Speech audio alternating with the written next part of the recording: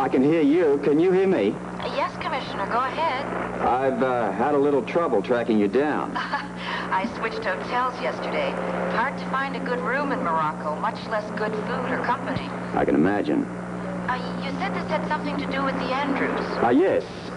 It was a free ski trip that you arranged for them. I remember it well. Well, they're telling me here that it was some kind of promotion. Is that true? Do you promise? Cross my heart. Well, the trip was a gift from a friend of theirs, a wonderful, generous man who happens to be my employer now. Oh, really? That's very interesting. Yes, I'm looking for houses for him here in Morocco. Look, I'm sorry. Perhaps I missed it, but did you mention his name? It's Grant Putnam. I see. Well, thank you very, very much, Miss Block. You've been a big help. Did you get what you wanted? Oh, and then some. Thanks for your time.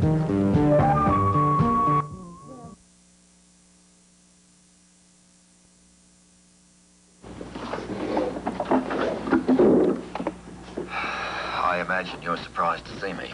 Not at all. Celia came and talked to me yesterday. Good. I got one thing to say. That is, I'm sorry, and I made a mistake. You told me once before that I would eventually learn the truth, and I'm just about there. Unfortunately, it's not going to save you from this inconvenience and humiliation. But you do now believe that I was telling the truth all along. I do. And I want to apologize for taking this long to get to it. We all make mistakes. I've made some big ones in my lifetime. Well, it's a lousy defense, but Putnam's pretty clever. You don't have to tell me that. He dropped so many clues that it was easy building a case against you. Now that I look back on it, it was too easy. I shouldn't have missed it first time round, but that's no consolation.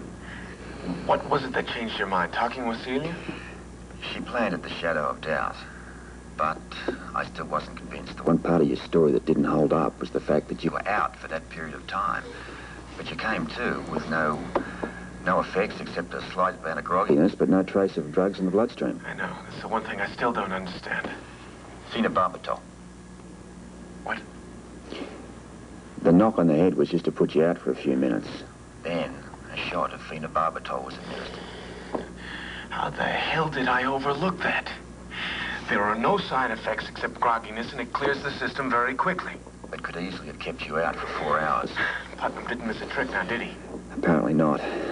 But once we'd found that out, the rest of it kind of fell into place. There are still a few holes, but we're finally on the right track. Yeah, take it from me, you are. Well, we're not home free yet. We're going to prove all of this. That's not going to be easy. Take it from me, I tried it once myself already. We're going to get to it in time, but it could take a while. You okay? I mean... You getting any trouble from the guards or inmates? No, nothing I can't handle. You sure? Yeah, I'm fine. Now that I know there's some hope, I can take anything they want to give me. But please, watch out for Celia. She's the one who could be in danger. Suppose you stop...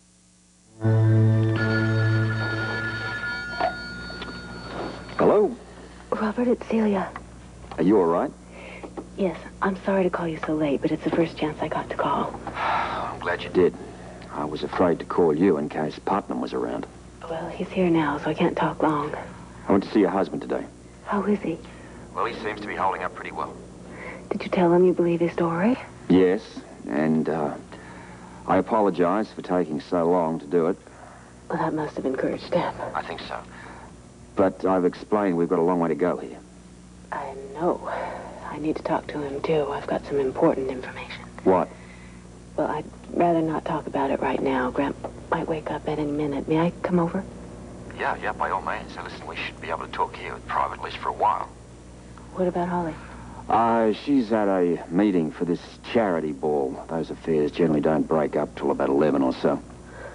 Fine. Well, I'll try to get rid of Grant, and then I'll be right over. Celia, you be careful. Oh, yes. I'm nothing but these days. See you soon. That's what he said. I know he's got to be feeling better now that he knows there's a definite possibility of getting out of prison. Yes, well, not a moment too soon, either. Now, what's your news? Dr. Borden called me. He was calling from Campbell's fishing shack. He said that he found a tape that Campbell had made while he was in this country. About Putnam? Mm-hmm. And one of the tapes strongly suggested that Grant had something to do with Campbell's murder. Campbell said this himself? Yes, on tape. Something to the effect that if this particular recording were heard, that would mean that Campbell were dead and that Grant Putnam killed him. Can't say I'm surprised. Borden also says that Campbell suspected that Grant had something to do with death. I'll go a step further and say that I'm convinced of it. I know that Grant had something to do with Ian's so-called accident. Why do you say that? Something that Grant said earlier this evening. He was taking painkillers and he was drowsy. His guard was down, which is something that doesn't happen too often. What do you say? He was talking about Ian, how he resented him, how he had beaten him. And while he was talking, this incredible look of hatred passed his face. Oh, it was awful. I could barely even sit there. Well, what's Borden going to do now? He's going to gather together Campbell's notes and the tapes and bring them over here. When? Well, as soon as he can talk to the people at Rockmore Institute and tell them that he needs a leave of absence. He should be in this country very soon. Good. Until then, can't we put Grant Putnam away? On what charge? Well, we know what he's done. But it's not enough. We can't even prove it. Can't we? Not yet. Look, right now we have a number of suspicions. We don't have any solid fact. Our case against Putnam is a purely circumstantial one. Now we're close, but we can't book him yet. Maybe with Borden's information we can. In the meantime, we sit still and wait. Well, I just hope we can hold out that long. We can, if we're careful. In particular, you. Don't worry. Wait a minute, Celia. I mean it. This is where the whole thing gets very dangerous. In that light, no more investigating on your own. Robert, we're so close. Listen, your main concern is to keep the guy happy and unsuspecting. If he gets an inkling as to what we're doing, I don't even want to think about it. Robert, there is nothing anyone, not even you, can say that will stop me from doing all I can to put Grant Putnam in prison for life. I know how you feel about I this. put my own husband in jail. I'm going to do my damnedest to get him out. So what's my next move? Tell me, Robert, where do I go from here?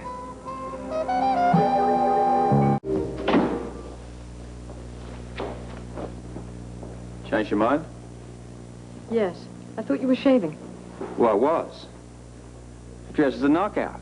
Why have you changed your mind? I've changed my mind about more than just the dress. Oh?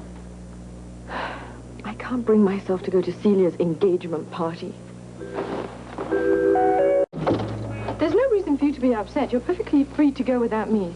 I know, love. But I want to go with you. I told you I don't want anything to do with it. And I'm asking why. Because Celia is not only being spiteful to Grant Andrews, she's being downright callous. Callous in what way? In every way, and I think her timing is abominable. Holly, come on. Be a little bit charitable. I mean, she's been through quite a bit lately. When it's all said and done, she displayed a lot of loyalty to her husband. Naturally, you defend her. Why naturally? Because ever since she did what you want and testify against her husband, it's very apparent who you're favoring. You saying that justice wasn't done at that trial? One thing isn't the same as the other. Maybe it is. What do you mean? Nothing. Robert, you can't say something like that and then say it means nothing. Well, I'm sorry. I'm sorry won't do. Neither will any of those vague, cryptic remarks you've been making lately. All right. Look, I'll try to be a little more explicit in future. But hey, come on. What's the point of punishing me when you're angry at Celia? I'm not trying to punish you, Robert. I just can't be sociable under these circumstances. If I was to say to you that I couldn't possibly think of going to this party tonight without my wonderful, gorgeous wife in my arms, what would you say?